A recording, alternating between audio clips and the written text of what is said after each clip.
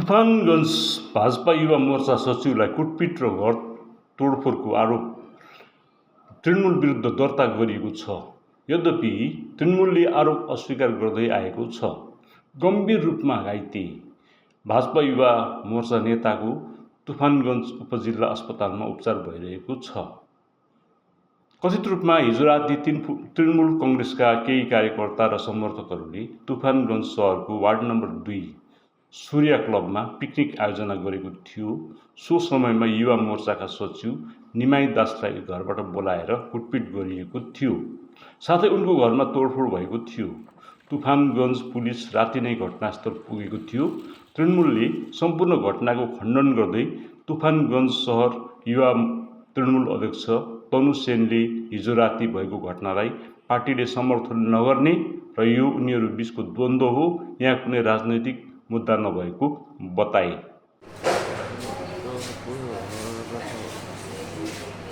কারা মারধর করে? কখনকার ঘটনা? বাড়িতে গিয়ে কি কারণে মারলো? আমি গিয়েছিলাম, আমাকে দেখে বলে তুই কে, এখানে কী করিস, ছাট মাল, এখানে কেন আসছিস? আপনি কি কোনো রাজনৈতিক দলের সাথে যুক্ত? হ্যাঁ, আমি বিজেপি করে দেখি, আমাকে মারতে হবে। কারা মারলো? ছেলেবেলেরা। থানায় অভিযোগ করবেন? করবো। আপনার নাম? বাড়ি?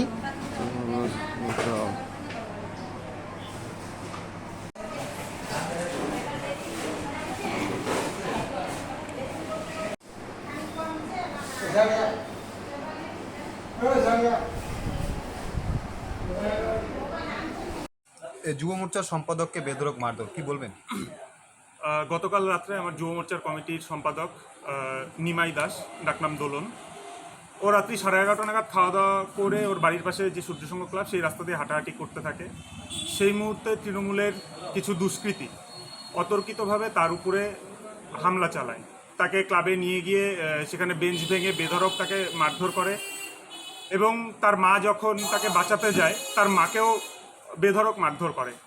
সারা দেশ, আমাদের রাজ্যের যে আরজি করের ঘটনা সেটা নিয়ে যখন উত্তাল, সেখানে প্রত্যক্ষ কিংবা পরোক্ষভাবে গতকাল রাতেও এক মহিলার উপরে তৃণমূলের দুষ্কৃতী দ্বারা অত্যাচার হয়ে গেল।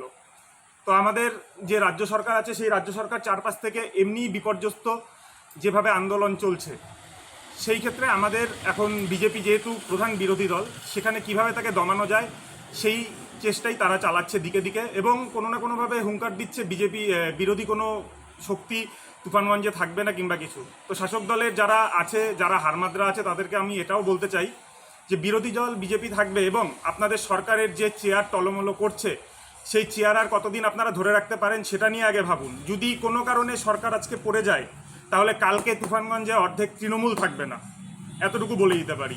তো যেটা করবেন ভেবেচিন্তে করবেন, এবং রাজ্য সরকার, পুলিশ মন্ত্রী, সাথে আমাদের তুফানগঞ্জের যে পুলিশ প্রশাসন আছে তাদের কাছে বিনীত অনুরোধ যে এই বিষয়টি আপনারা দেখুন।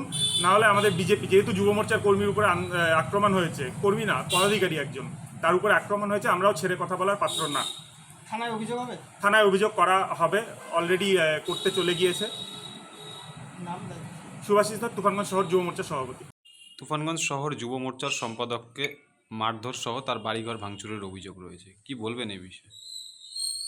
হ্যাঁ, আমি আজ সকালে শুনলাম যে গতকাল একটি ক্লাবে সবাই মিলে পিকনিক খাচ্ছিল। তো সেই ক্লাবে ওই যাদের মধ্যে ঝামেলা হয় তাদের দুই পক্ষের মধ্যে কথা কাটাকাটি হয় এবং তাদের মধ্যে একটু মারপিট হয়।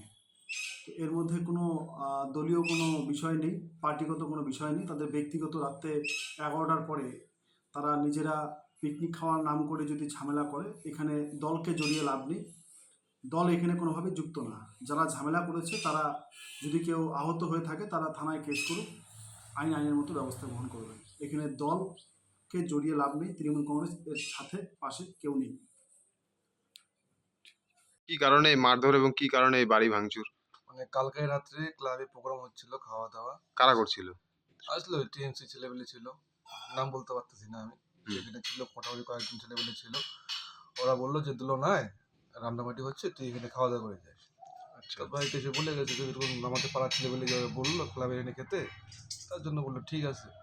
তবে ওখানে খাওয়া দাওয়া করতে শুনি এরকম ঝামেলাটা। তারপরে আমি ঘরে শুয়েছিলাম 11:30 পৌনে 12টা হচ্ছে, চারিদিকে ওকে শুয়ে পুরো মারতেছে, ওরা সেন্সলেস হয়ে গেছে একেবারে। তো যাই হোক ওখান থেকে ট্রান্সফার করে নিয়ে আসলাম। ওই পাড়ার থেকে 3 নম্বরের ছেলেমেলে ছিল, ওরাও হেল্প করলো। হেল্প না করলে মোটামুটি অবস্থা খারাপ ছিল কালকে ওর, মানে আমি খুঁজে পেতাম না ওকে কোথায়। কি কারণে এই মারধরটা করলো? ওই যে ক্লাবে গিয়েছে, ওই ওদের সাথে একটু তক্কাতকি হওয়াতে, তারপর ওই জন্য মারধর। একা পাইছে। না ও কি কোনো রাজনৈতিক দলের? হ্যাঁ, টিএমসি করে ওরা। আর তোমার ওরা- ভাই? আমার ভাই বিজেপি করে, আর ওরা টিএমসি করে। রাত করবে ঘন্টায় পাওয়াটা একটা 2টা অব্দি ক্লাবে তিনজন ছেলেমেলে থাকে। কি করবো আর, সহ্য করতে হয়, সহ্য করি। সহ্য সীমা পার হয়ে গেছে, আর কি করবো আর। আমি তো কিছু বলতেও পারি না, কিছু বলার মতো আমাদের কোনো ক্ষমতাও নেই যে বলতে যাবো তোরা। বিজেপি করার কারণে মারধর? হ্যাঁ, বিজেপির কি দায়িত্বে আছে? বিজেপির দায়িত্বে এখন মোটামুটি আমাদের হলো বিপ্লব আছে, তারপর এমনি পদে আছে, যুব মোর্চা সম্পাদক আছে ও, ঠিক আছে। তুফানগঞ্জ শহর যুব মোর্চার সম্পাদক। হ্যাঁ হ্যাঁ হ্যাঁ হ্যাঁ, তো আমার সব যুব মোর্চা সম্পাদক আছে ও পদে। তাছাড়া এখন তো পার্টি কোনো যাই না, এখন তাছাড়া বাড়িতে বসে থাকে, তার মধ্যে কাজের থাকে।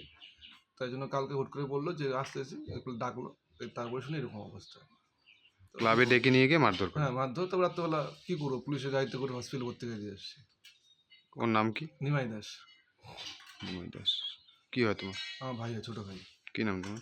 আমার নাম প্রিয়তা দাস। এই জায়গাটার নাম কি? একটা সুদর্শন রোড, ওয়ার্ড নম্বর 2।